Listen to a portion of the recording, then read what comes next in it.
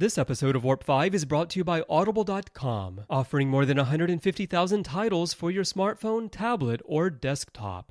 To get a free audiobook of your choice, visit audibletrial.com/trekfm. Also, help us keep Star Trek discussion coming to you each day by becoming a Trek FM patron through Patreon. Get access to exclusive content and become part of the team. You'll find all the details at patreon.com/trekfm. That's patreon.com/trekfm. Hi, I'm Anthony Montgomery, Ensign Travis Mayweather on Star Trek Enterprise, and you're listening to Trek FM.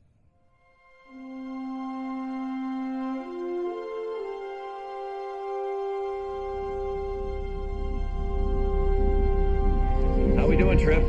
Ready when you are. Prepare for warp. Course laid in, sir. Request permission to get underway.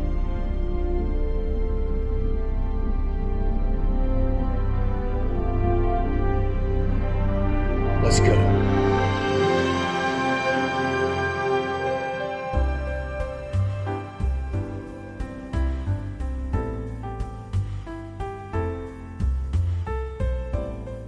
Welcome, Boomers, to another episode of Warp 5, Trek FM's dedicated Enterprise show. I'm your host, Floyd Dorsey, and I have two guests back with me again this week. We're meeting in the mess hall. We snuck into the kitchen. Just give you a little background information. We snuck into the kitchen at the end of the last episode. We didn't exactly find what we were looking for, so now we're just kind of lurking back in the mess hall, hoping that Chef makes what we're wanting. But back for this episode, for this week, I have the host of Melodic Treks and currently the Warp 5 editor, Mr. Brandon-Shea Mutala. Welcome back, Brandon. Hey, how's it going, everybody? I am so happy to be here and talk about some more Season 2 episodes, and I am so happy because we talked about Judgment last week. Very good. Yes, we left that off as the cliffhanger for the part one, I guess, of this little series we've got here. And also, we've got the co-associate producer of Warp 5 and the co-host of Metatreks, Mr. Mike Morrison. So welcome back, Mike. Pleasure to be here. I'm looking forward to taking a second pass at Chef's Pecan Pie, and I hear pan-fried catfish is on the menu. But I got to be honest, guys, it's a little awkward for me. Yeah. Sitting here at the table with Brandon, as he announced last week, I was evidently unbeknownst to me, I was your third co-husband? Yeah, you're one of my co-husbands. Yeah, so I went and got a Klingon lawyer and got the arrangement annulled. So it's a little awkward to be sitting at the table with Brandon, but no hard feelings, right? Well, I mean, the lawyers say it's okay because we're in different time zones in the countries and stuff. So, as long as we're not in the same room. Right. Well, get in the Klingon lawyer. I hope you weren't in the Klingon court, because I think everyone ends up at Ruapente, no matter what. So... All right. So, we're going to continue our Warp 5 retrospective of the second half of Season 2. We got a good start going there, and we wanted to cut it off so we could finish up give the rest of these episodes a really good going over. So we didn't want to go too long with the episodes. We like to keep them nice and easy for you on your commutes. So, or if you're like me, you're in the car. So that's where I listen to them. So as we did earlier, we'll go down the line here. We'll talk about the characters, the situations, and just scenes and topics that actually stand out to us in these episodes. So we left off last time at Judgment, and this time we've got Horizon, The Breach, Cogenitor, Regeneration. First Flight we spoke about last time, but I just want to give it a shout out. Bounty and The Expanse. So Mike, kicking us off here with Horizon. So we get another look at the sweet spot, I believe, to get Horizon going here. So what do you think about this episode? This was a long overdue episode for me. I love the exploration of these early freighter ships in space, and the exploration of the boomer life. And of course, the NX-01's helmsman, Travis, is a boomer, and so this was long overdue for me to get to go home with him and meet his family and see a little bit about his life and kind of the tensions that are there, the sibling rivalries. And I thought it was a little sad for me, really, that we didn't get to know his dad a little bit. Getting the news that his dad had passed, never really getting to know him. But fantastic episode all the way around. Yeah, you bet, Mike. Absolutely. Like, it's... Anthony Montgomery talks all the time at conventions and stuff, and he says, there was a scene where I went all out and my emotions went all crazy in this, and the producers of the show were like, nope, take it back, dial it back. And he's like, the first chance where I get to really, really show some emotion is because my dad died, and they won't even let me do it. Mm-hmm. And I really think that that's a missed opportunity for this episode, because I think Anthony Montgomery's a great actor, and I really like his portrayal of Travis Mayweather. I've said before, like, the character is such an optimistic character, and he's so fun to watch because he's happy all the time. Yeah. And, so to have been able to have seen him stretch his emotional acting legs would have been outstanding. Yep, I really enjoy this episode, and I know you like the sweet spot, Brandon. Especially according to your story, Anthony Montgomery likes it, but you had to force him to actually say it. Am I right? Yeah, I posted a picture on the Babel conference with their commentary. I got Anthony Montgomery to sign a picture, and it says, "I love the sweet spot." Yeah, I heard in his interview that he talked about he had to hold back because he did a version of it, and they were like, "No, that's a little too much." But it's still very emotional, the scene with Archer in the sweet spot. And then, seeing him go back home and the problems that he has with his brother, and his brother doesn't really know his role, and he's trying to be something that he's seen his dad be, but he's not really sure how to do that. I think he was wearing the jacket, like the captain's jacket, so that steps him up. But yeah, the life as a boomer, you get a little taste of it. Again, that was maybe our idea for the season 5, maybe giving a little bit more attention to the boomers and their frontier sort of life that they've got going there. We do get to see some frontier justice, just like the Wild West.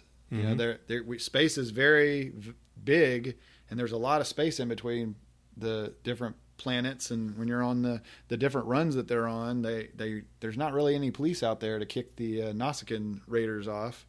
So we got to see a little bit of them trying to defend themselves, and that could play.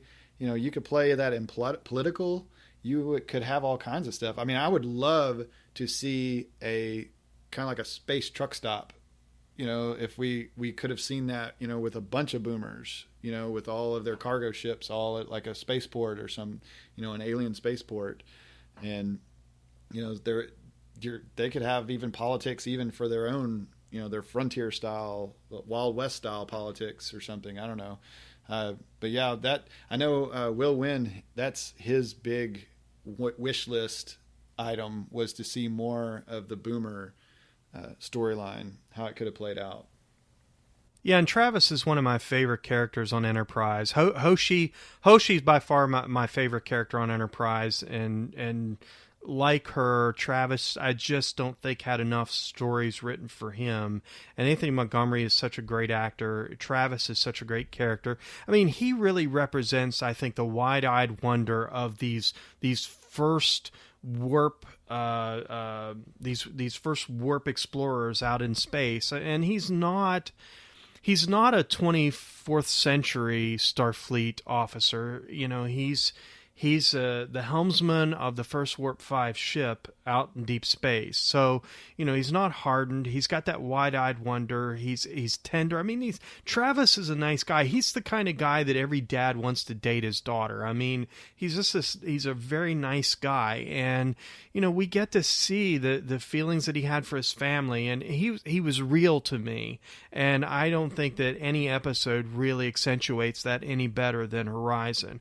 And again, to get to see the tensions that are there between him and his brother, and to see him interact with his mom.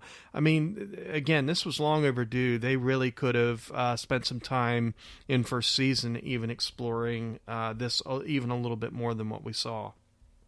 You're right. I mean, this is something they could have come back to more often, and they just didn't. And it's an interesting aspect that we haven't seen in the Star Trek universe before. You know, this group of humans that are working, and they're making a living by delivering. And honestly, like, I look at this episode, and I work in the steel industry here in Canada, and we've got a lot of issues right now with price compression and, steel imports coming in from overseas, like dropping our prices and stuff. So we've had a lot of layoffs where I work because of the inability to meet the demands and meet the prices that are coming in elsewhere. And so when I see this episode, I think about what's going on in my work environment right now, in that, Warp 5 ships are coming and they can do everything quicker and faster. And so this way of life is gone right away, right? And they can't really keep up with life. And so I think it's an interesting parable for, things that are going on right now with our economy and how our economy is changing. Mm-hmm. Very good. Yeah, and we know that they had automated ships, for as long cargo haulers in the animated series. So, like, we're looking at getting to Kirk's time. They really are. What you're thinking of here is that they could be seeing the end. I mean, when I talk about the Wild West, you talk about the turn of the century in the United States. The car and the train changed things a lot, and next thing you know, there's fences, and you're not riding a horse and taking cattle to market. You're actually putting them on a train and you're sending them somewhere. So that could actually be another example of what the boomers are facing at this point. Plus, what are they calling? If you really want to get down to it, you want to think about the boomers. How long does it take to get from here to there? And what in the world are they hauling that could be worth the trip? Well, it's definitely not fresh produce. Exactly. I don't know. It could be in stasis. It could be anything. I mean, we know first of all, these ships, they can do, warp 1-2, 1-3, 1-5. We know that we have colonies out there, spread out in some of the closer systems. So, this idea of hauling supplies, out to the frontier, to the to some of these different colonies, I can completely see it. Okay, yeah, I can too. It just someone one time on a show or on the Babel conference or something, they had mentioned, I wonder what they're hauling. It must be really expensive. And I hadn't thought of the stasis part. I guess you could actually haul fresh fruit and produce and things if they have it in stasis. Yeah, it could be food. It could be medical supplies. It could be. I was thinking of energy sources, like a rare metal or element, something that they're having to get. They're having to take it to a planet because they don't have it there to produce whatever they're producing, or something. They could be hauling steel, right? That's when he was talking about the steel work there in Canada. That's what I was thinking of. It could be a really rare, or they just can't produce it wherever they're producing it. So transparent aluminum. So, they're going to need building supplies out there in some of these frontier colonies. So, why not? Right. Very good. Self-sealing stem bolts. Right. We also, before we move on, we also can't forget the one really awesome little Easter egg in this episode, and that's the book, The Chicago Mobs of the 20s. Yes. Yep. And how, like, the ship from A Piece of the Action was called the Horizon. Yes. Yeah, we actually talked about that a couple of episodes ago when I was debriefing Jeff. So Jeff had that down as one of his favorite moments of Enterprise. Travis Mayweather and his book on his shelf that you can actually see in this episode ends up totally messing up the Sigma Ocean cult civilization. You bet. So yeah, that was a good callback, and I missed it the first time I watched this. Totally. It's just buried right there. You can't see that unless you're really looking for it. It was probably the third or fourth watch before I ever caught it. Yeah, and something in my mind was reminding me of Horizon, and there was something about Horizon, but I didn't quite put it together. But yeah, that was a callback without calling.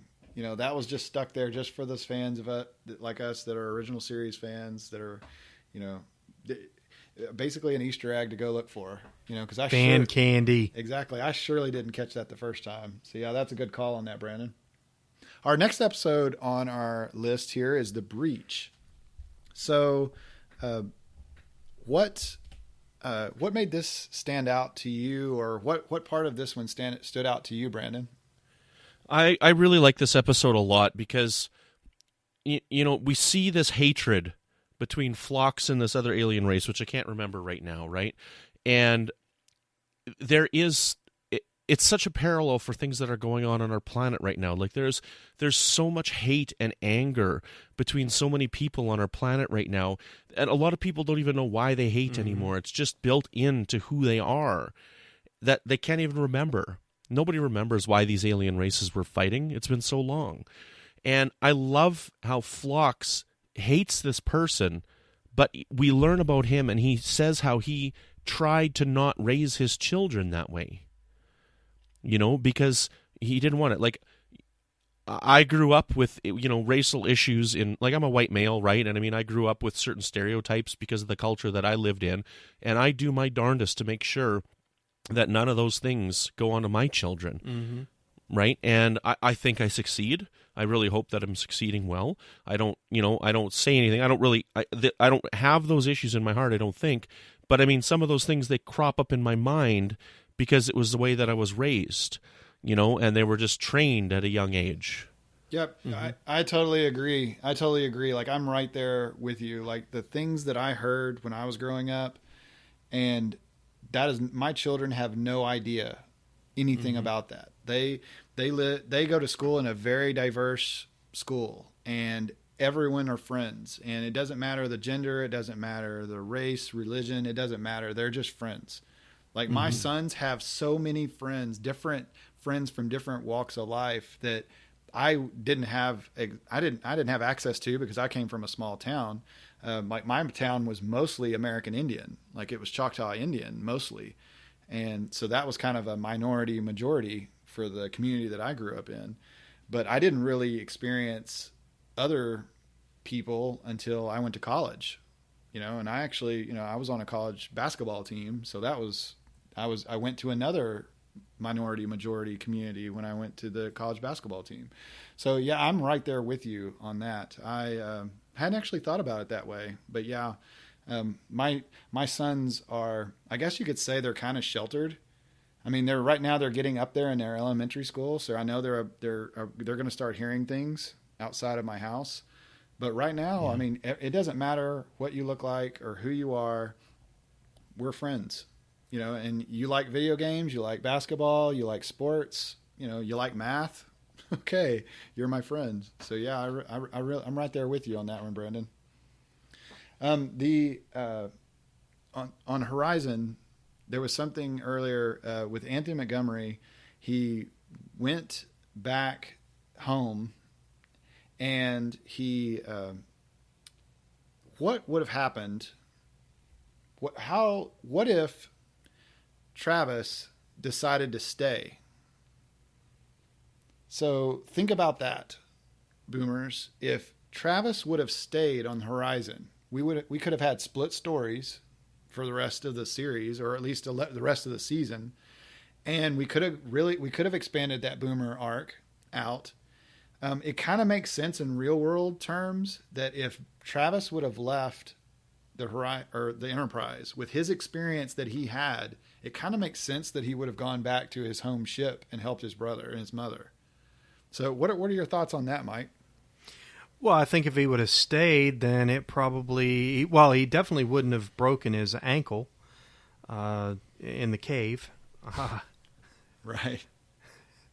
Tucker and Reed would have had to have somebody else, do the spelunking down there in the cave with them.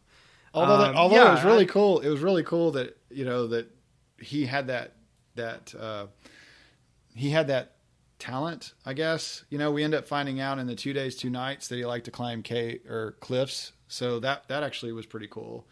But yeah, I just thought, if he wasn't there for the breach, like if he'd have stayed at Horizon and he'd have split off, he wouldn't have been there for that, of course. But then that just kind of dawned on me, like if he would have stayed, how different could that have been?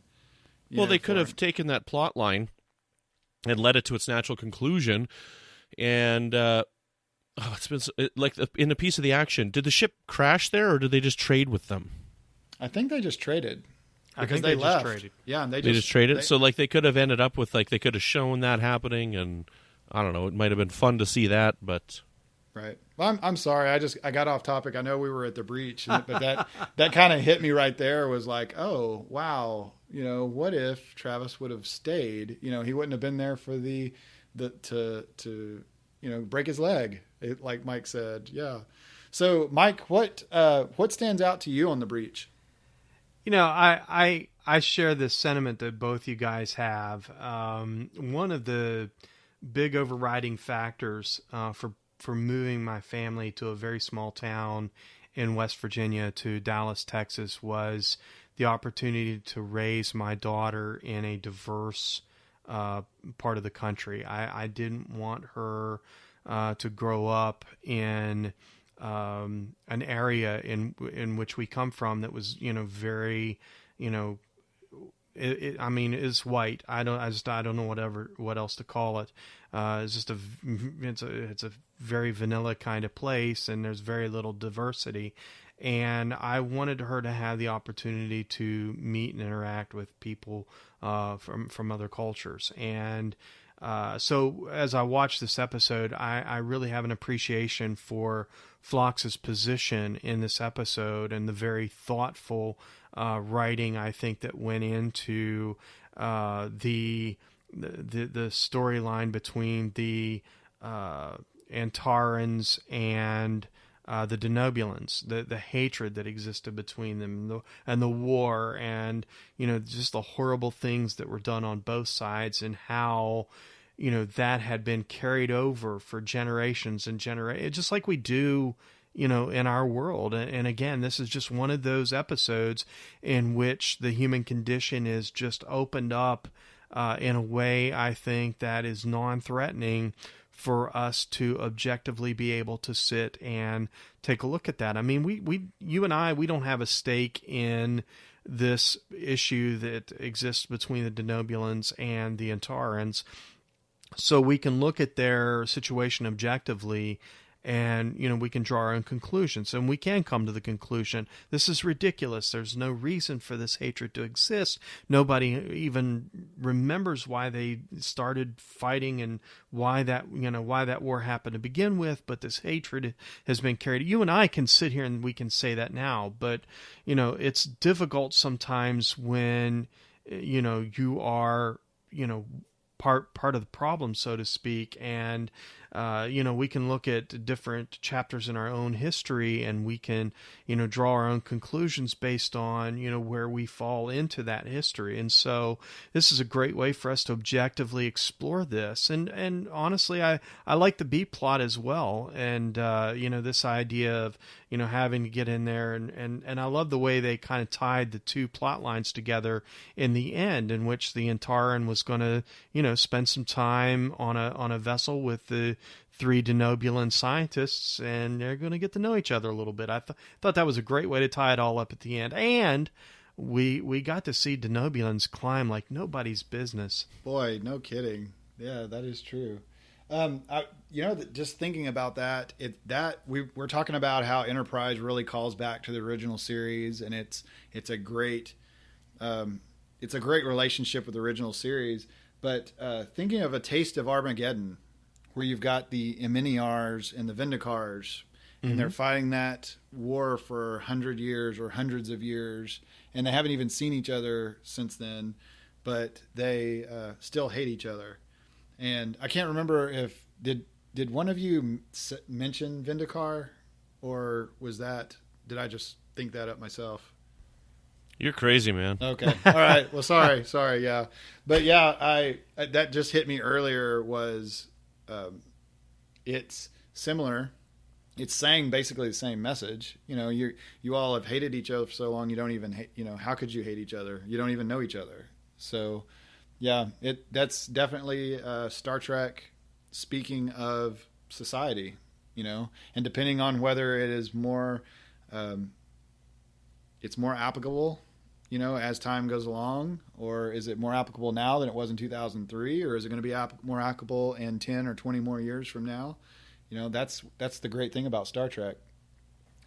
And another great Phlox episode. Again, John Billingsley gives a fantastic performance in this episode. Just another reason why I think Phlox is, bar none, the best alien character in Star Trek.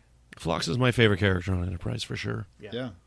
So also on this, just a little, getting into the fan part of this episode, I thought it was really cool that they were exploring not the surface of the planet, but under the planet on this one.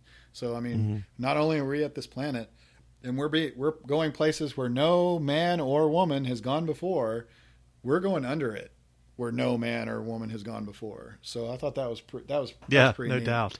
And then the way they filmed that, McNeil, Tom Paris, my goodness. Robbie Duncan McNeil. There you go. Sorry. I had the Duncan McNeil part down. I couldn't get the first part. So Robert Duncan McNeil actually, he was the director of this. And in an interview, he mentioned on how they filmed the falling part. They didn't have the budget to do it vertically or anything like that. So basically, when you're watching this episode, if you'll turn your head sideways, they're actually dragging the actors along a floor. And that's how they created the effect of that. So I thought that was really la neat. Batman 1966. Exactly. When they're climbing up the side of the building. Right. Just turn the camera sideways. There you go. That's a cheap, quick way to do it. So yes, the breach is it's very interesting to me on the A and the B plot. So yeah, I highly recommend the breach. So the next one up, we've got a pretty heavy hitter, or at least it is on my book. It's one of the most debated episodes in the Babel Conference. And when you talk about Enterprise episodes that come up, this is probably in the top 3 most debated. So Cogenitor. Oh goodness, I thought you were going to say Judgment. Oh no, we're not circling back around to Judgment. Judgment had its day, and it got to be the cliffhanger for the last show. But yeah, Cogenitor. So Mike, why don't you get us going here with Cogenitor? What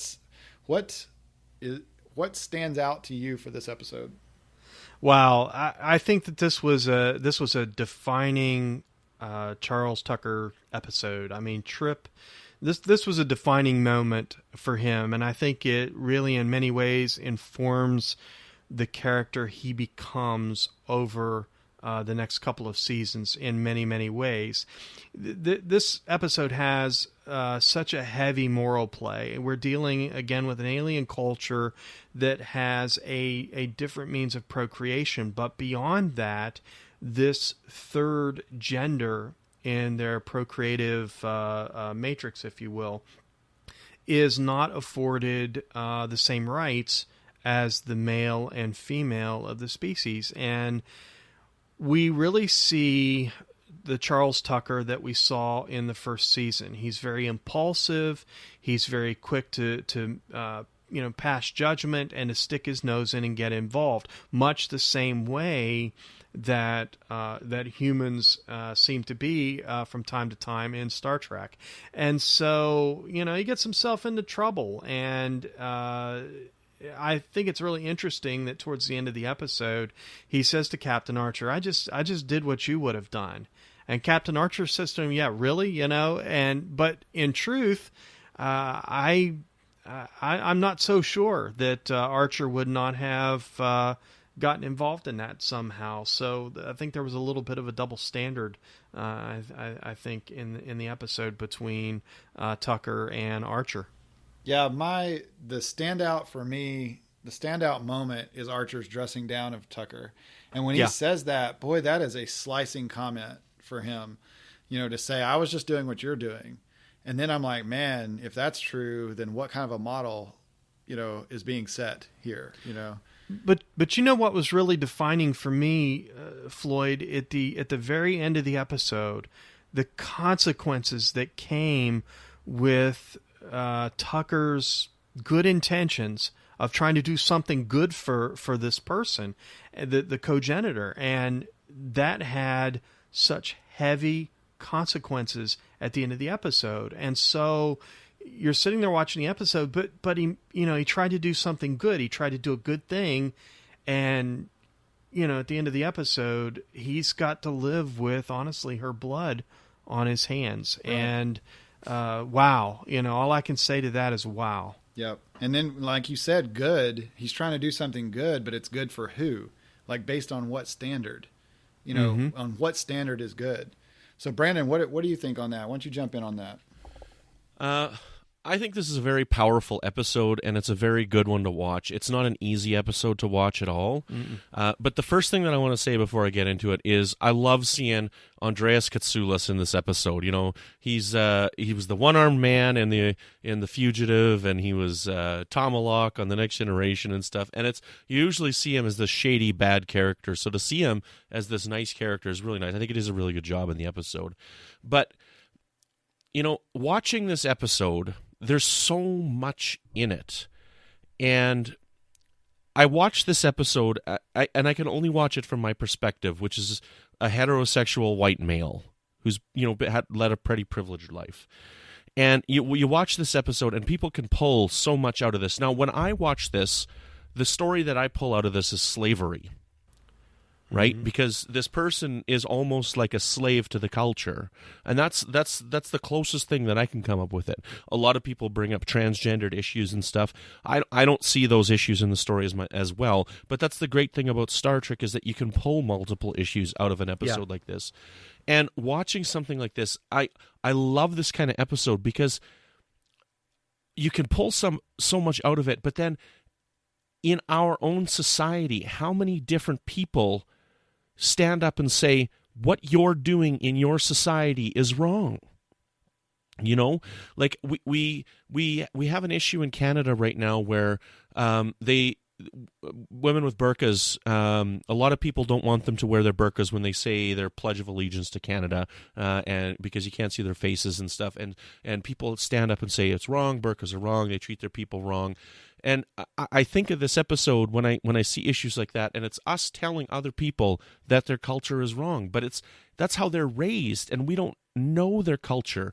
We only know what our culture is. Now, I'm not trying to turn this into, I'm saying what they do in their culture is right. That's not what I'm just saying that happens in our society so much, where people stand up to fight for somebody, but this person's not asking to be fought for.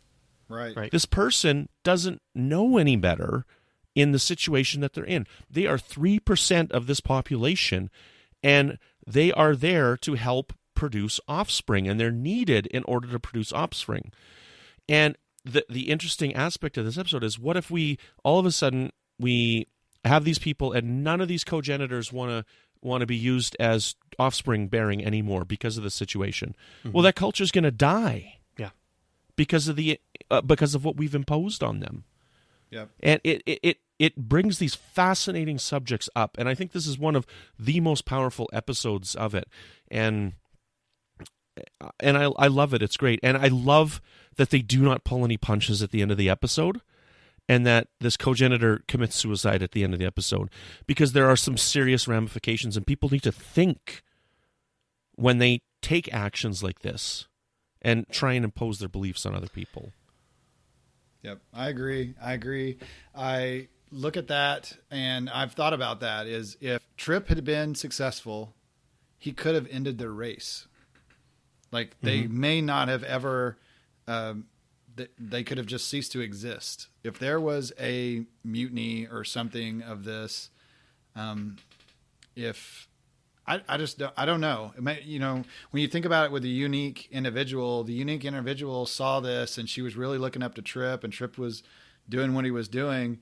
I just wonder if it could have even possibly even went widespread. Like, would even any others have even seen it in the way that she did if she wasn't being influenced directly by Tripp?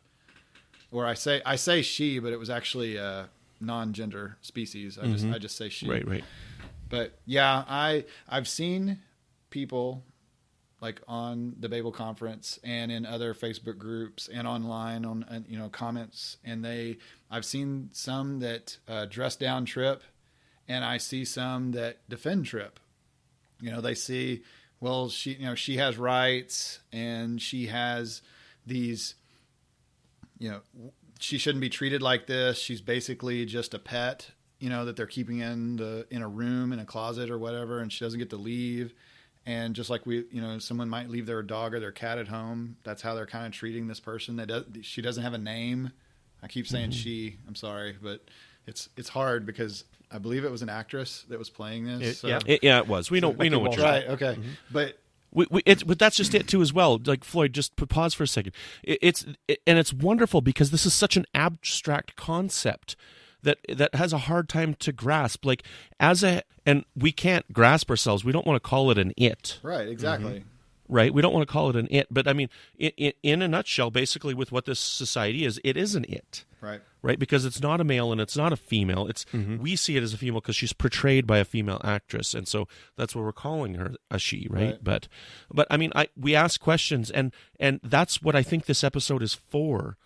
It's opening the door to ask questions to try and understand issues that are so hard for us to understand and cause so many issues in our society.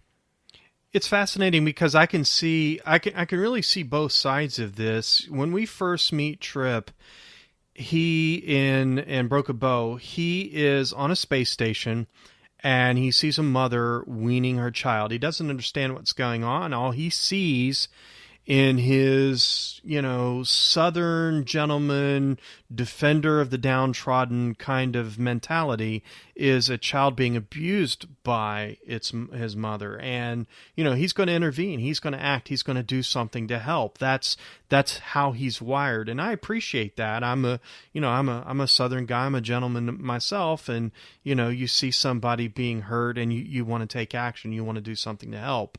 But as Paul points out to him, things aren't always as they seem out here. And you can't just jump to conclusions. And you shouldn't, in my own words, she said, you shouldn't just go sticking your nose in everybody's business because you perceive something's wrong. Things are different out here. And this ties into something that we just had a conversation about on my show Melodic Treks, episode 46, in which we talked with author Duncan Barrett, who wrote Star Trek The Human Frontier. We had a conversation about human exceptionalism. And this really ties into that because in Tripp's mind, human beings are exceptional, and this is a kind of imposing that exceptionalism.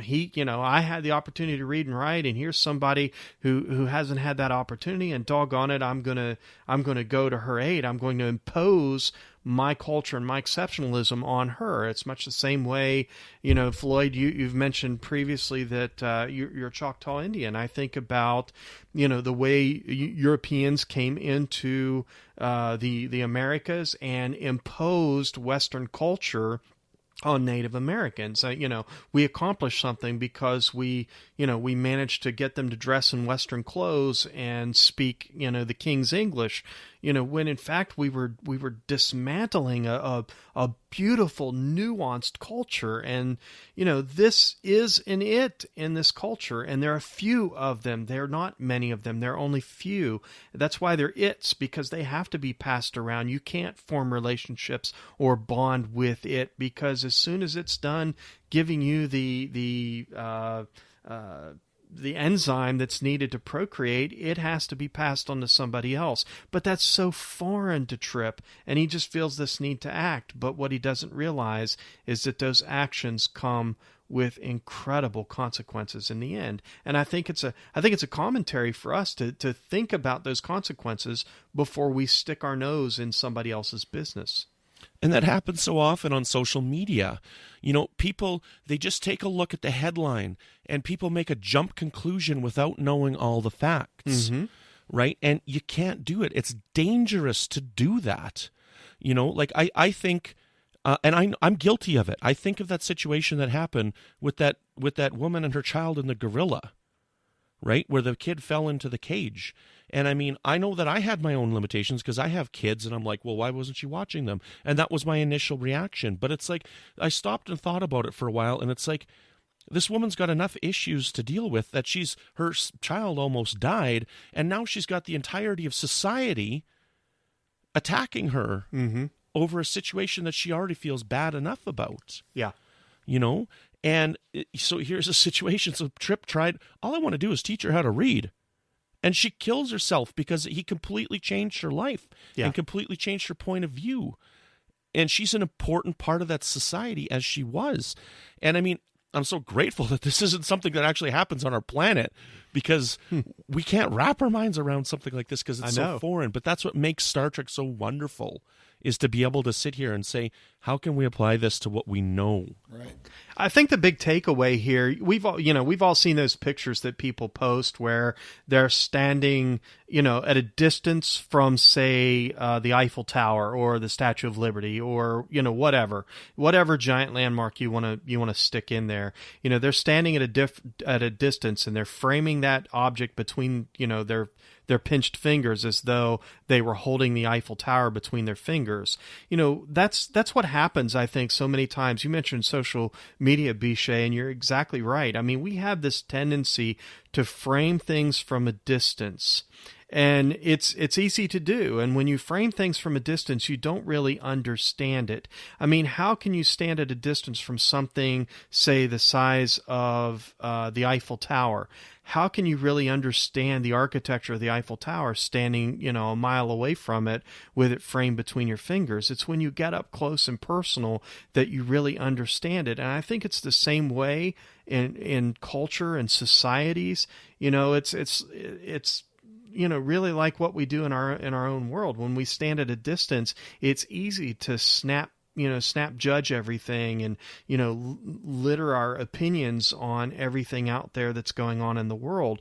But when you get up close and personal and you really get intimate with what's going on and you really understand, it becomes sometimes more complicated and more nuanced, and it's a little harder to snap to judgments, and you really get a greater understanding. So, I think that's the big takeaway, is to really frame things a little bit bigger and a little bit closer before you open your mouth and get involved. And like you both have mentioned, we can't even, we really shouldn't interfere in our own planet.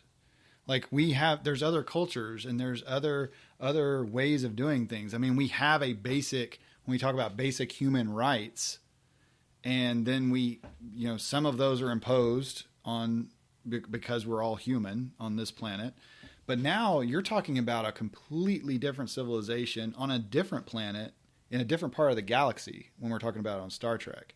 I mean, the rules are complicated just here on our own planet. So now they don't even apply. It's a completely different game with a completely different set of rules. It's not even a game that we recognize as maybe even a game. That's how alien it is. And it's on a completely different planet. And then the callback to Tripp in Broken Bow, I actually mentioned that on the commentary, is that's going to come back to bite him in Cogenitor. And I have to say, this is one of the most debated episodes. And it touches people in so many different ways, like ways that I never even thought of. And this is what Star Trek really does. What I think the great message that Star Trek does is that it makes people ask questions. It makes people get into a conversation. This episode is one of the reasons why we have the Prime Directive, and why the Prime Directive, I think, is so important in the Star Trek universe. But, at the end of the day, the Prime Directive isn't the end-all, be-all, because, we go over to Star Trek The Next Generation, and we have a very similar storyline that involves Commander Riker, and he does something very similar in that episode, with not quite as sweeping consequences, but certainly it has its own very heavy consequences of its own. So, but again, this is why we have the Prime Directive, and honestly, I think there's some wisdom in the Prime Directive that I think is applicable in our own society here today. I agree. Absolutely. Yeah, this is a huge episode. I think it's a very good example of showing how human rights beliefs are only for human species. So then that's also a callback to, I always think of Star Trek VI, where Chekhov mentions the inalienable human rights, and the Klingon female just, gives him a zinger when she talks about listen to you. That's speciest in its own, just calling it human rights. We're not human. We're Klingons. We're not even from here. But yeah, many defend Tripp, saying that's the thing that you should do. That's the thing you should do.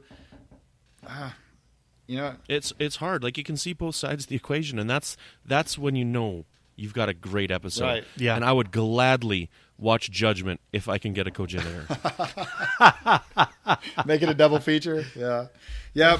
To me, I just think you have to think larger than just your own relative existence here on Earth. If you're really going to go be an astronaut and you're really going to go out there and you're going to see new civilizations and seek out, strange new life, you're going to have to think beyond Earth. You're going to have to think beyond your own country, your own neighborhood, your own belief system, and realize that even just here on Earth, we have different values, customs, and beliefs just here. It doesn't matter if they're right or wrong or what you think they're right or wrong, because for someone else, they're right.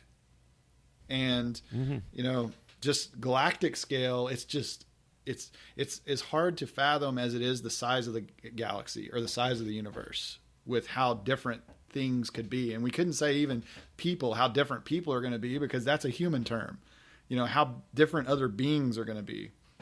But just to ending that episode, like you mentioned, it doesn't end with a fairy tale ending. And I really, really appreciate that. Like, there is consequences, and it's severe consequences. And I have to say that the dressing down that Archer gives Tripp would be tame compared to how I was the first time I watched this episode. Bakula really plays it hard, and even like the jump in the face, and boy, it would be, I see, man, that the walls would be bending. I would be pushing out so much voice on that one. So are there any other final thoughts on Cogenitor? I know this was kind of a big topic, and I knew it was coming. So no, we should probably move on before we turn this into a 3-part retrospective. Well, Indeed. I definitely want to come back and revisit Cogenitor. Like, I've always had that idea to when I was going to be the host of Warp 5, I wanted Cogenitor to be its own separate, and I might, bring in maybe some guests in that maybe, in defense of Tripp, or in... There's your next commentary episode. Yeah, exactly. Like a defense of Tripp versus a defense of Archer. But like you said, Mike, if Archer had been there, he may have been doing what Tripp was doing. He may have been trying to help out. But I'm not so sure he wouldn't have. Right. And but by him being a third party in this and being able to step back, and it's already happened, he has the luxury of only seeing the results of it. So that is interesting to think about that way also. But we'll continue on with our retrospective. That was a good talk on that one. And I'll just say that Archer had something riding on this, and that was the relationship that he had built with this other captain. I mean, so few alien species out there, that they ran into that were friendly. And I think that motivated Archer a little bit as well. Yeah, that's true. And it was nice. I mean, they were very advanced, but they were also very open to share and be friends. So that is true. There was definitely, especially cheese. They like to share cheese. Right. Yeah. Actually, I'd forgotten about that because that's something they have in common with Porthos too. Right. Yeah. There you go. So continuing on, keeping the train going here, and we have regeneration. So I know this was actually a topic that came up in a Enterprise fans group just this past week.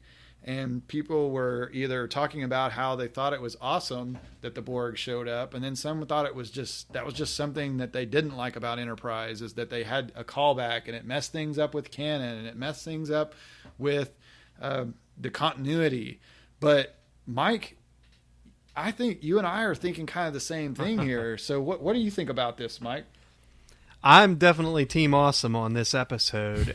For me, this really was a great callback to First Contact. I mean, we know that that the Borg went back in time and tried to prevent Zefram Cochrane's Phoenix flight, and so I think it stands to reason that there might be some corpses in the Arctic here, and so that's where this all come from.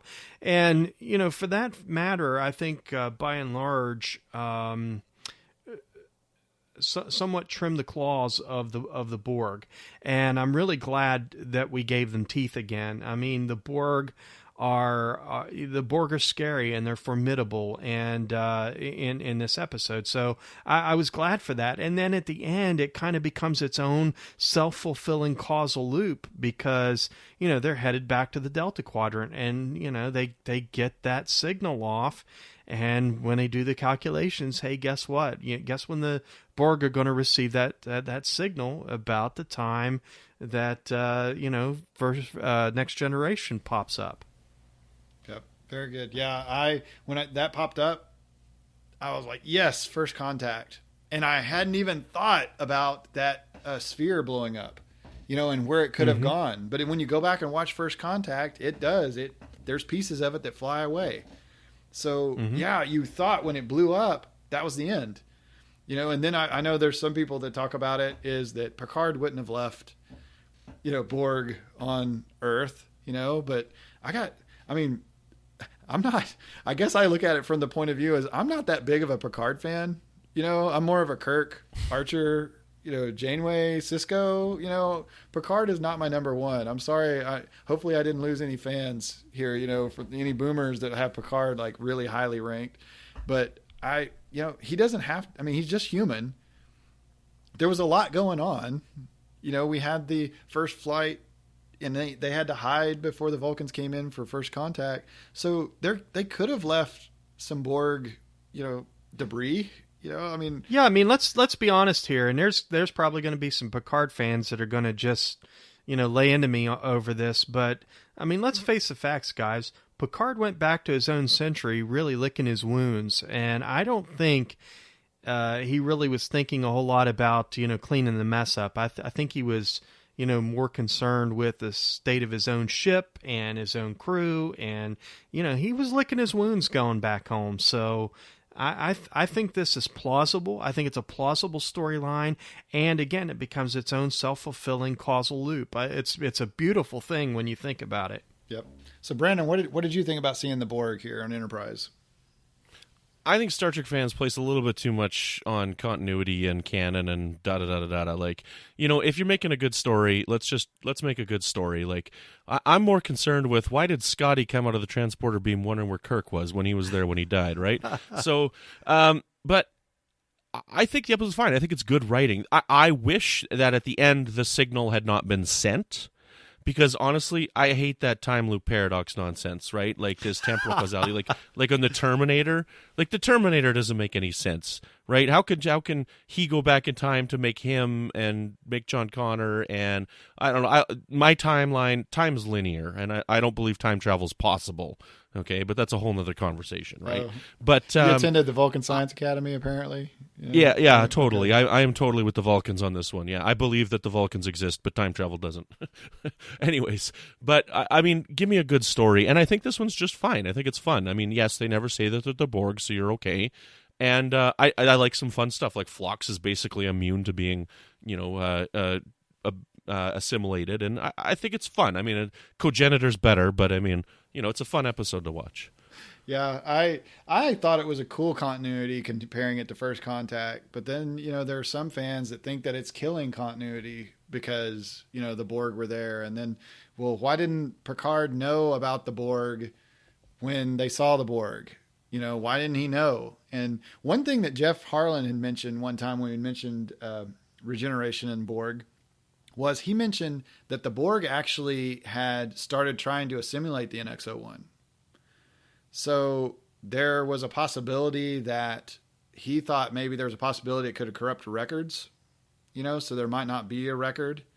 And then with the way it all happened, we're talking old school here, maybe they just didn't write it down, again, or when they did, it was just talking. How many species of different beings are there that are cybernetic or cybernetic-like in space? They didn't mention the Borg. They didn't see a cube. So even if Picard would have seen the reference to this, it's only similar to other references. V'ger is a huge cybernetic style alien, in Kirk's time. and that's between Picard and Archer. And I don't know. We know it's the Borg, but they don't know it's the Borg. And that's sometimes, I think, sometimes Star Trek fans, or, when they're watching the shows, they don't realize like what a prequel is really about. This is before what we know. Yeah, we're in on it because we've been watching it since the 60s. But, okay, so what if this was filmed in the 40s? Would that make more sense? I don't know. See, the thing with that is future tense. When they open up that thing, they say the guy's human, and they're like, is this Zefram Cochrane? We know it's not Zefram Cochrane. Right? These guys don't know it's the Borg. But as soon as these Borg come up, here we are. We start thinking, how did this happen? Well, it's because of Star Trek First Contact. And it makes you think of other things in Star Trek, which is what it's supposed to do as a prequel. And that's good writing. Yeah. Yeah. And I even thought, like John Carpenter's The Thing, which I think we've mentioned that before for something else here on Warp 5. We've mentioned it. But I dig the Arctic scene. It feels like an X-Files, or it feels like a movie, like a sci-fi movie, and this is just an episode of Enterprise, so I thought that was pretty cool. So the next episode on our list here would be First Flight, but we actually mentioned that in the last time that we were talking about the second part of season 2. So we're just going to go ahead and we put that down. It's already in the log. So we're going to jump here to Bounty. So Mike, what did you think about seeing Tellarites with fingers as opposed to hooves? Yeah, so I probably feel about Bounty the way B-Shea feels about Judgment. The only thing that I like about this episode, is Tellarites. That's it. That is absolutely it for me. I don't think we got enough Tellarites in Enterprise, in Star Trek as a whole. But we got some Tellarites, and we got Robert O'Reilly, I believe, in this episode too, which is always great. To see Bob O'Reilly. But Tellarites. That's the only thing I think that's any good about this episode. Okay. So I think Larry Nemechek, he's a huge fan of Tellarites. So this might even be one of his favorite episodes, just because it's a Tellarite episode. But yeah, I don't think they did him any justice. That's for sure. Okay. So Brandon, what do you think about Bounty? Okay, so we're talking about Bounty. This makes me think about how much Star Trek fandom upsets me. Okay, so much. Because you got all these people online right now, Star Trek Discovery's coming out, and they're all complaining about how, they're going to update the bridge, and they're going to change this, and they're going to change the makeup on that. The Tellarites look freaking awesome in this episode. Yes, they did. And they look like a bazillion times better than they did in the original series, and I'm so happy with what they did with the Tellarites.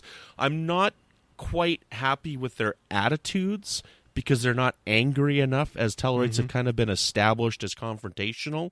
And, so this... I'm not quite happy with that, but I really do like the Tellarite half of this episode. T'Pol's early Ponfar is just painful in this episode, and I would rather not talk about it, because. Yeah, I really appreciate the makeup for the Tellarite. I appreciate that he has fingers. I mean, I heard, I think Larry may have mentioned that they had already designed the sets for it. So then when he came in and said, hey, you're supposed to have a hoof, well, they'd already made it to where it had to have fingers in order to use the set, like to use the control panel or something. But again, this is a prequel, folks. This is 100 years before the hoofed Tellarites that we see on the original series that are going to go attend the Babel conference. So you have to think, if they have hands 100 years before, like there is some kind of a retro plastic surgery like fad going on during Kirk's time, maybe. Augment DNA, totally made that hoof. Right. Or it's like an opposite. It's like opposite evolution for them. I mean, we're trying to apply human pig. Smoothed out those fingers. If it smooths out the Klingon's head, that's going to smooth out those fingers. Right. So I'm with B-Shea. Augment DNA. That answers it all. Man, that just messes up everything. And that's why they're so pissy later on, and not in this one. They get that augment DNA, and damn, yeah, this is great. Right, look what happened to my hand. Yeah, okay, I get that. I'd be angry too if I had a hoof. I get that. All right. So yeah. Plus, you get the aggressive nature of the augments. I mean, it just makes sense to me. Okay, man.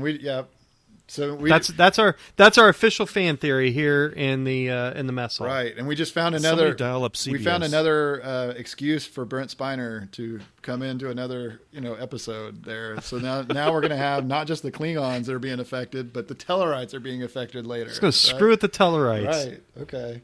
But I thought it was pretty interesting to have bounty hunters in Star Trek. Like we saw bounty hunters in Star Wars, but I thought that was kind of a neat idea that. But how honorable is it for Klingons, that are, I guess they don't have to be as honorable as they say they are later, since it is the prequel Klingons, the proto-Klingons.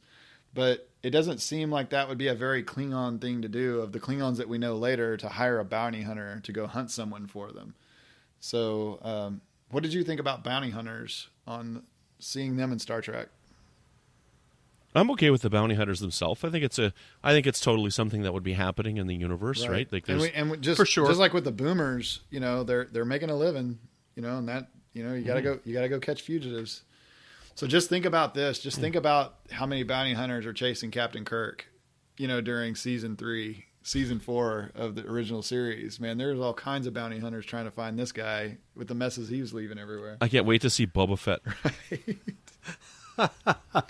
Yes, Jason. There you go. Boba Fett will be played in this episode by Jeffrey Combs. Right. Exactly. And so we come to the Expanse. So I can say that opening scene for the Expanse, I thought I was watching a different sci-fi show. Like, it didn't feel like Star Trek. It was like, what happened? What did I miss? Of course, the first time I saw this, I was missing a lot of episodes, with UPN changing the schedule and things like that. I wasn't able to catch it in order. So I was afraid I'd missed something. When I saw the beginning of this episode, this alien device, cutting a piece out of Florida, man, I was just thrown back big time. So Brandon, what did you think when you saw that scene? I think that this episode is 50% really good, and the stuff dealing with the Expanse is great, and the stuff dealing with the Klingons is not very good. It's just so sad. It is so sad. Like, do we really need Duras? Do we really need Duras? No, right. We don't need Duras. Well, it's that one family that just gets thwarted by humans. Man, that's their kryptonite. The Duras. I'm just so glad that they finally killed him off. Dear Lord, thank God. Yes, that was my exact. Thank God.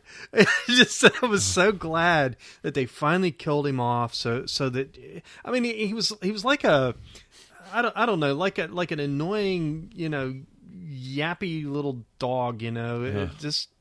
It's just horrible. It's just painful to watch. He is painful to watch, and you have no honor. So here, go and try and earn your honor back again. Right. Yeah. Yeah, that's true. Yeah, and like painful. Even his testimony during Judgment, he just seemed like such a puppet. Just like it's just painful. It's painful to watch. Yeah. So here, Judgment gets another callback for this episode, but I'm sorry about that, Brandon. We're going to start the drinking game, the Warp 5 drinking game. Every time we mention Judgment, take a drink. Yes. But yeah, the Expanse, like that opening scene, and then like the canyon scene where it showed Tripp and Malcolm standing there, and Tripp was talking about how he went like his high school or something was right there, and he went to that movie theater. Man, that was just powerful. And it really, really, really drummed up feelings for me for 9/11. The powerful feelings of seeing this attack. And it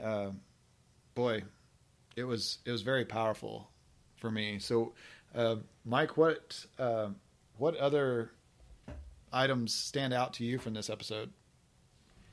Well, definitely that element of 9/11. I think that this is a very emotional episode for anyone who was alive and can recall those events. It's a sobering episode. It drums up lots of feelings.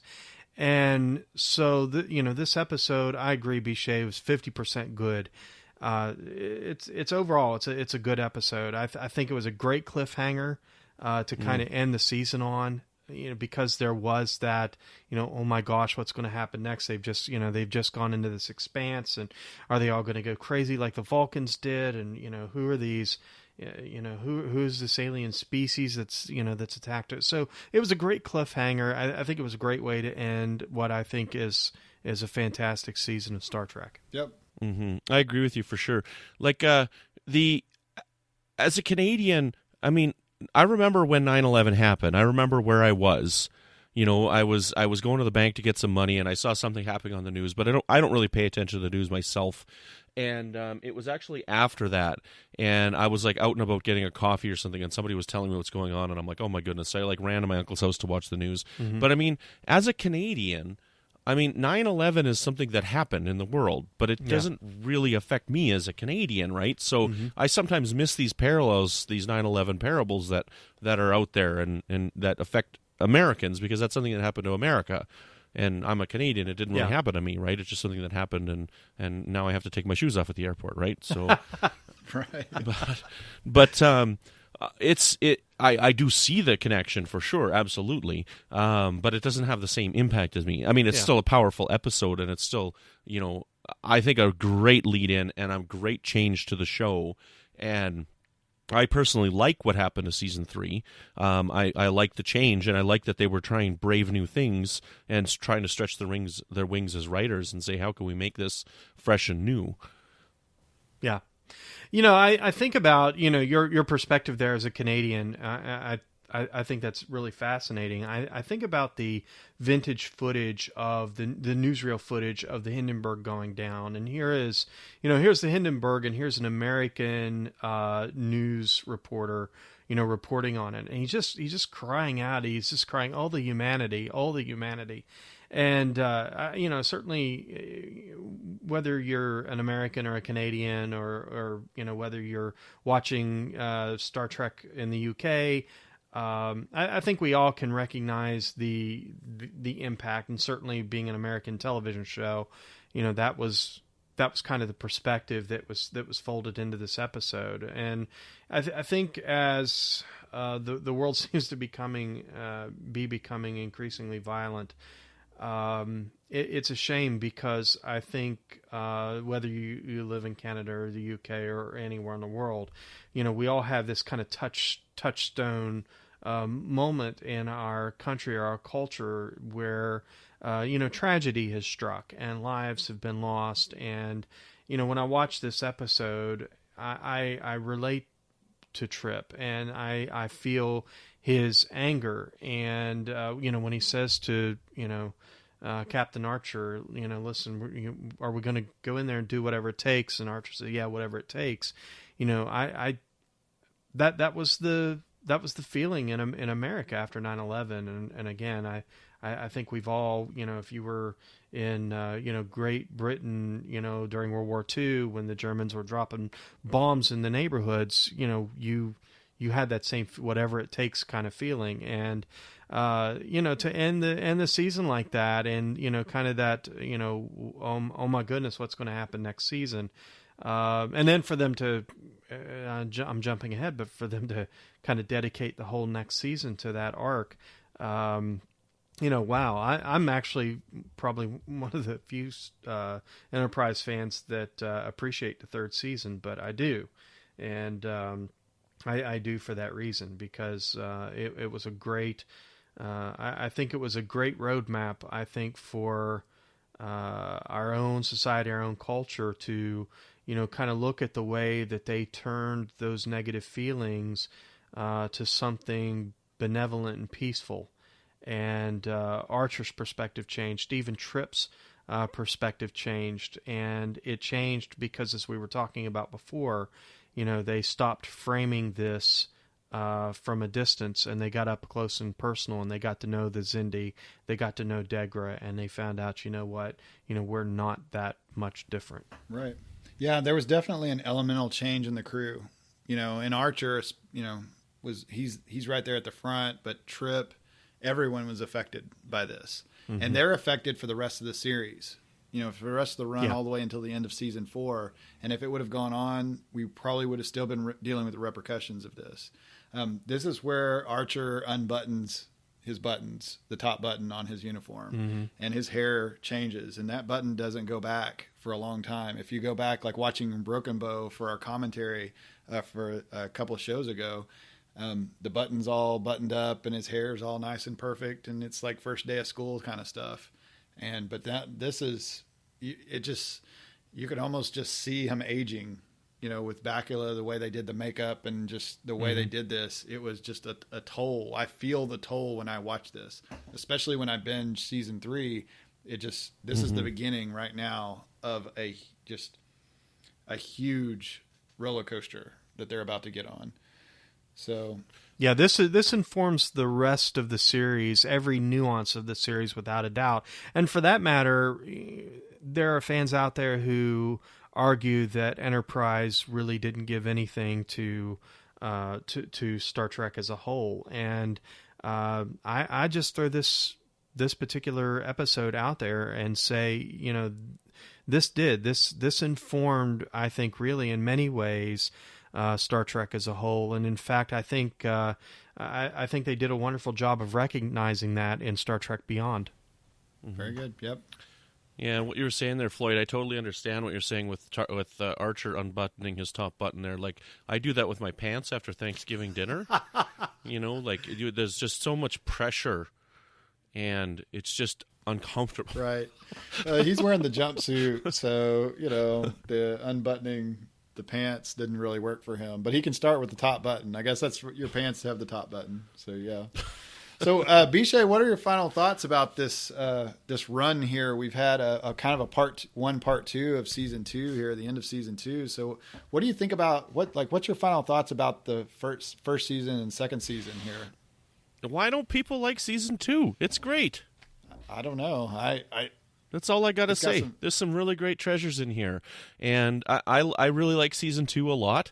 I personally like Season 2 more than I like Season 3. I like Season 3 just fine, but I don't know. I think Season 2 and Season 4 are probably my two favorites. And I like Season 4 because it's so fun, but the fan service is fun and it angers me, right? Because, do we need this much fan service? But it's so fun to watch.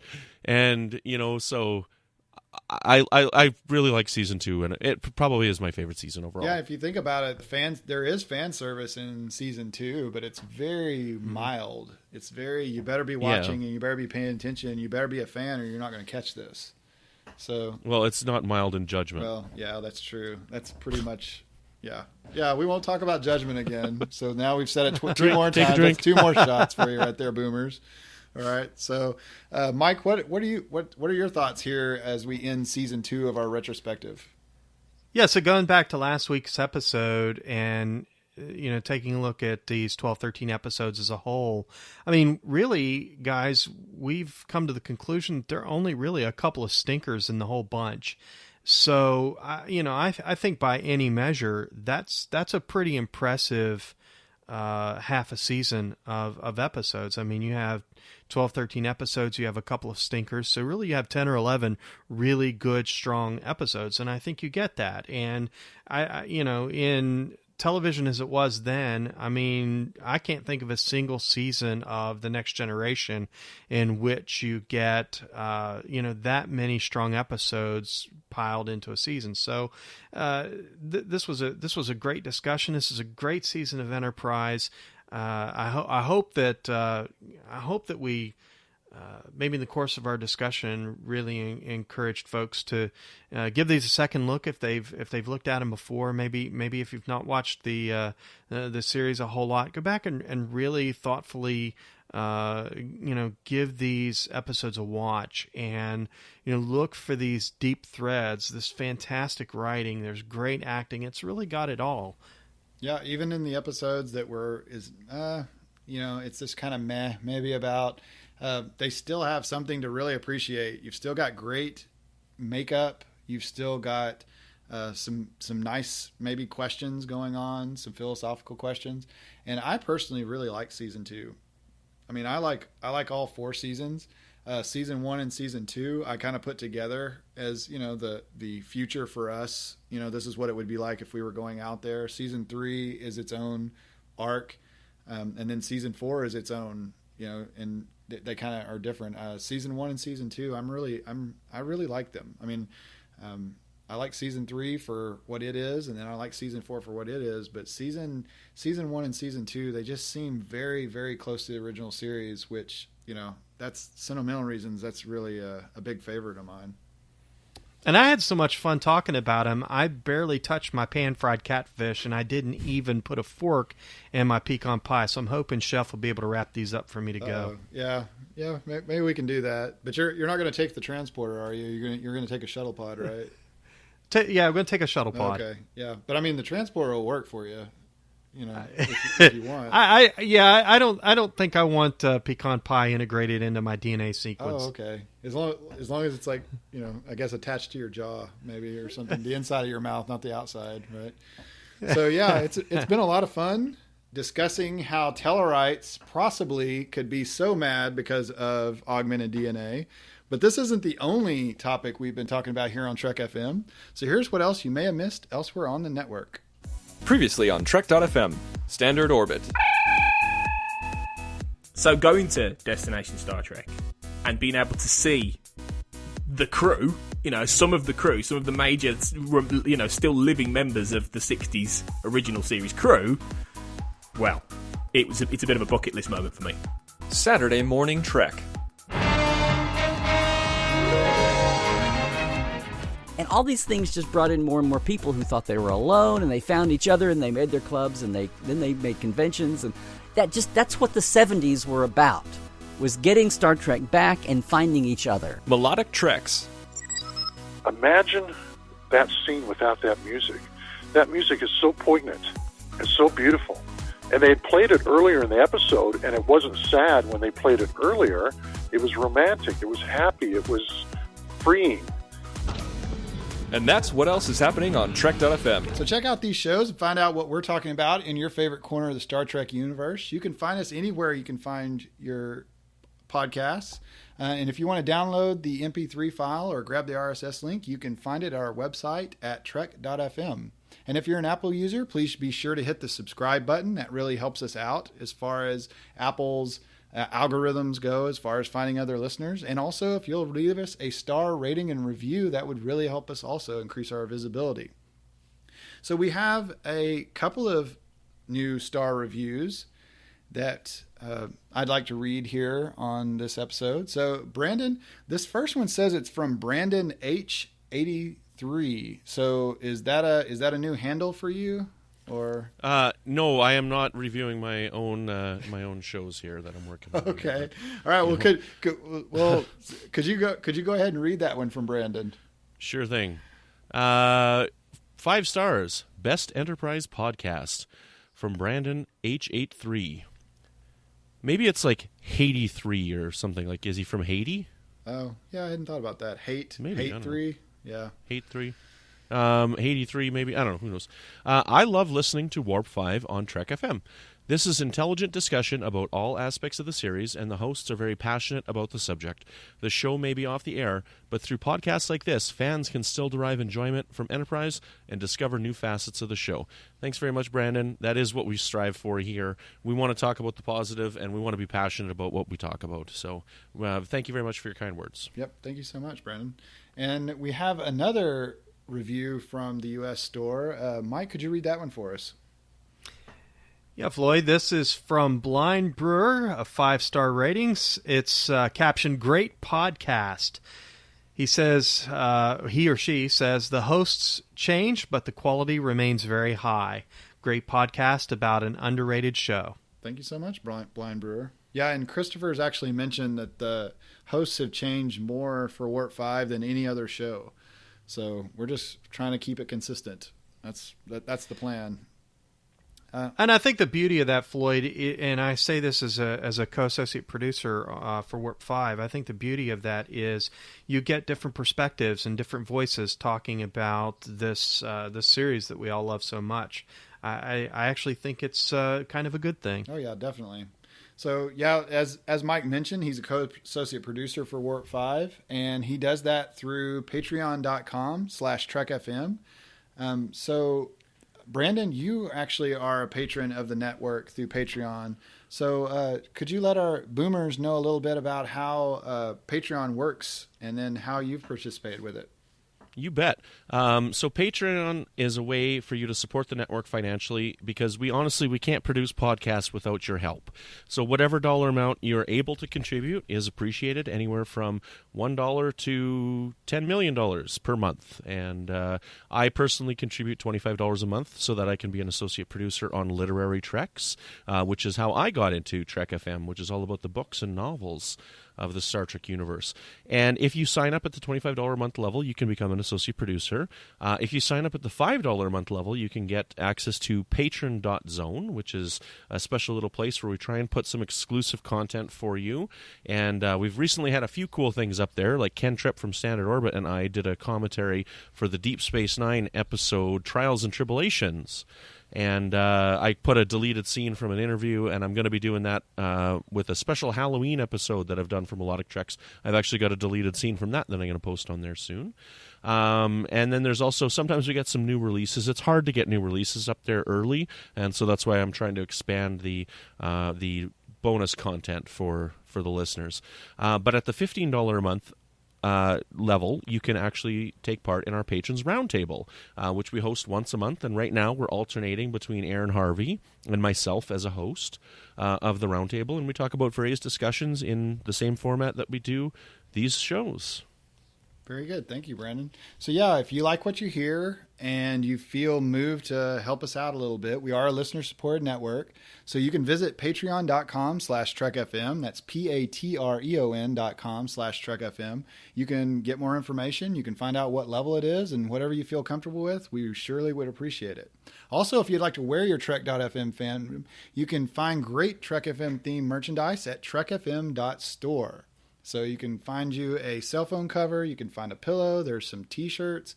We have a lot of items available on there, and you can wear it around and let people know that you are a Trek FM listener. Again, thank you so much, Mike, for being a co-associate producer of Warp 5. We really appreciate your support. My pleasure. And also, I'd like to thank Christopher Jones. He is the founder and producer of Trek FM. And thank you so much, Brandon, for editing our Warp 5 episodes. We really appreciate that. You're welcome. And then I will leave you guys in this time. Oh, okay. Well, thank you so much. I know that last episode, it was you weren't really sure if you're going to leave us in or not. So thank you so much. And also, Tony Robinson for taking care of the show art for us. We really appreciate that. If you'd like to get in touch with us, you can visit us at trek.fm/contact. Look on the sidebar on the show page, and you can send an email directly to me, or you can leave a voicemail at speakpipe.com/trekfm. We haven't had a voicemail yet, so that would be kind of cool to add that into a show. So yeah, just check that out at speakpipe.com/trekfm. You can also contact us through Twitter at TrekFM, Facebook at facebook.com/TrekFM, and as we mentioned multiple times here, you can see us in the Babel Conference. Type the Babel Conference, BABEL, into the search field on Facebook, or go to our website at trek.fm and click discussion on the menu bar. It's a closed group, but you can ask to join, and an administrator will let you right in very quickly, and you can get in on all the great talk of all of our Trek FM shows. So, gentlemen, thank you so much for talking Season 2 with me. Like I said, Season 2 just kind of seems to get overlooked a little bit. So thank you so much for coming on, Mike and Brandon. My pleasure. You are very welcome. And if you just, I got to get out of here. I got to go to the decon gel because we've been in here for 2 weeks now, and it's getting kind of ripe in here. Okay. You got to change flavors, right? So, hey, Brandon, if people want to ask you, like, which flavor of decon gel is, like, the best or maybe the worst, how could they get in touch with you? Well, you could find me on Melodic Treks, where I actually drink my mint-flavored decon gel. And that's the podcast on the network, which is all about the music of Star Trek. And you can find me on Twitter at Brandon Mutala, and every once in a while I poke my head up in the Babel Conference. And Mike, where can people find you when you're not going into early Ponfar? I try to avoid early Ponfar, especially when I'm eluding Tellarite bounty hunters. So normally I can be found on the Starship Theseus over on my podcast Melodic Treks, along with my esteemed co-host Zachary Fruhling, where we talk about Star Trek and philosophy.